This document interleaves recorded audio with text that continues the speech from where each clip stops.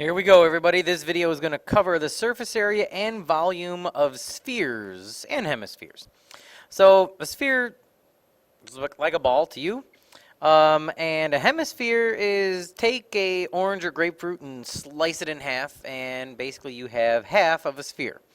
So different formulas are all laid out here for you. The surface area of a sphere is 4 radius squared pi. And the volume of a sphere is 4/3 radius cubed pi. And then when we get to a hemisphere, if the face is exposed, meaning you just have a freestanding hemisphere, imagine that you slice open a grapefruit and all you see is the fruit on the top, but then you also still have all of this rind. The surface area of a hemisphere is technically 3 radius squared pi. Okay, and that's because you still have half of the hemisphere, which would be like the rind of the grapefruit, but now you have a circular face that's been exposed, and we know that the area of one circle is just radius squared pi. So we have the 2 pi r squared for the rind, since it's half the sphere, plus our radius squared pi, which is our exposed circle. Now, if the face is hidden, then you just use 2 radius squared pi because all you have is the rind. And that would be, like, for instance, if you were, like, having this stacked on top of a cone or on top of a cylinder or something, and you weren't able to see that face. But if it's just a freestanding hemisphere, you use 3 radius squared pi. Now, of course, volume is just going to be half of a full sphere. So if the sphere is 4/3 radius cubed pi, then the volume of a hemisphere is 2/3 radius squared, or cubed pi, because you still have the same amount of fruit. Okay, so let's just do a couple of practice problems. So the first one is a full sphere, and all you need to do for surface area is just use your 4 times the radius squared pi, and that's just going to end up giving you 144 pi. Units cubed, of course. Now, or I'm sorry, units squared. For volume, we're going to plug it into 4/3 radius cubed pi, and that's going to give us 288 pi units cubed. Okay, so nice thing about spheres is all you really have to do is type this into your calculator and you're good to go. In the next example, we have a hemisphere. Now, this is a freestanding hemisphere, so we do have this circular face exposed, and we have a radius of 9. So the surface area, we're going to use our 3 times the radius squared pi, and our surface area is going to be 243 pi units squared. And the volume, we're going to substitute this into our volume formula for a hemisphere, which is 2/3 radius cubed pi. And once we type that into the calculator, we're going to have 486 pi units cubed. Okay? So that's it.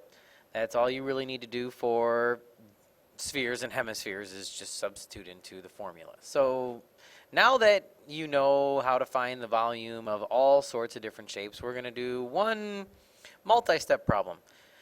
And we're going to find the volume of just the empty space in a tennis ball tube. So we have this tube of tennis balls, and it states that the tennis ball has a diameter of 2.5 inches, and that's pretty close to accurate. So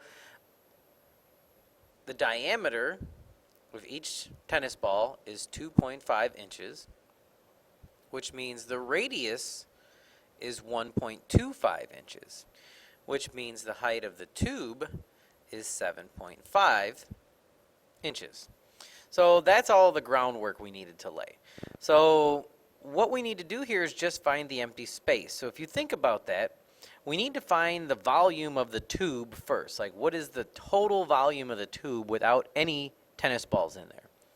So to do that, it's just your volume of a cylinder formula, which is the base area times the height. And this is going to have a lot of decimals in it, so for the sake of this problem, we're just going to use approximate answers and round to 2 decimal places. Okay? So the first thing we need to do is find the base area. So if the base area has a radius of 1.25.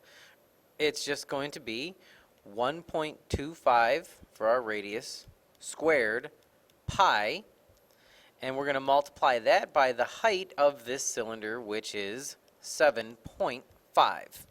And all we're going to do is type that into our calculator, 1.25 squared times 7.5, and multiply that by pi, and you're going to end up with 36.82 inches cubed. Okay, so that's the volume of the tube. Okay, again, a cylinder is radius squared pi times the height of that actual cylinder, and multiply that by pi, we're good to go. Now we have to find the volume of one of the spheres and then multiply that by 3 because we have 3 tennis balls. So our tennis balls have a radius of 1.25, but remember, volume is 4/3 times our 1.25 cubed times pi. And then we need to multiply that by 3 tennis balls. So the volume of the 3 tennis balls is going to end up being 24.54 inches cubed. So how much space do you have left in that tube? All you have to do is subtract those two, and you will have 12.28 inches cubed. That's it for this video on spheres. This is Longo, and I'm out. See you, bye.